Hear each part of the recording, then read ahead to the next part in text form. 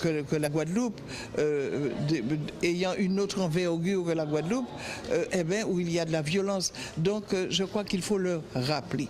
Alors rappeler ceci, c'est de dire que malgré tout ça, malgré le fait que actuellement certaines personnes vous disent moi je n'écoute plus la radio parce que chaque fois j'entends un phénomène de violence, il faut avoir le courage de se dire que nous devons faire quelque chose, nous devons remettre la famille au centre de nos préoccupations. Ne pas dire que, même si je parle de la famille ce matin, on a parlé de la famille à travers le schéma, mais ne pas dire que la famille c'est là où il y a le problème. Au contraire, je pense qu'il faut inverser la chose et dire que la famille doit devenir la solution. C'est au sein de la famille que nous devons trouver les voies et moyens pour pouvoir réduire la violence que nous avons en Guadeloupe. Et nous devons, nous élus, pacifier, je crois, la Guadeloupe, pacifier la Guadeloupe dans nos propos. Il est urgent que nous puissions tous nous mettre autour de l'État, avec tous ceux qui de près ou de loin interviennent au niveau de la famille, au niveau de la Guadeloupe.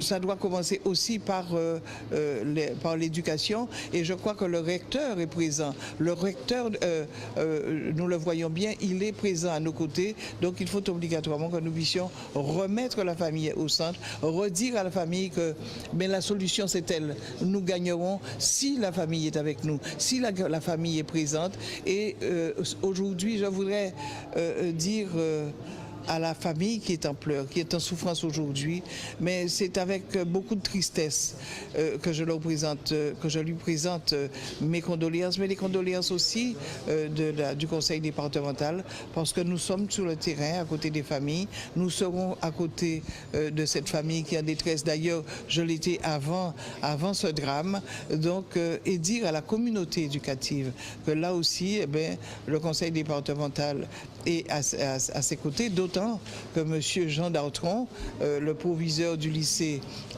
Chevalier de Saint-Georges, est un conseiller départemental que j'ai eu hier soir et qui était, je dirais, aussi sonné que moi-même, mais aussi touché que moi-même. Donc les jeunes, je voudrais leur dire que la Guadeloupe, c'est cette jeunesse qui est scolarisée demain, c'est cette jeunesse aussi à qui nous devons apporter des réponses, qui est dans la rue.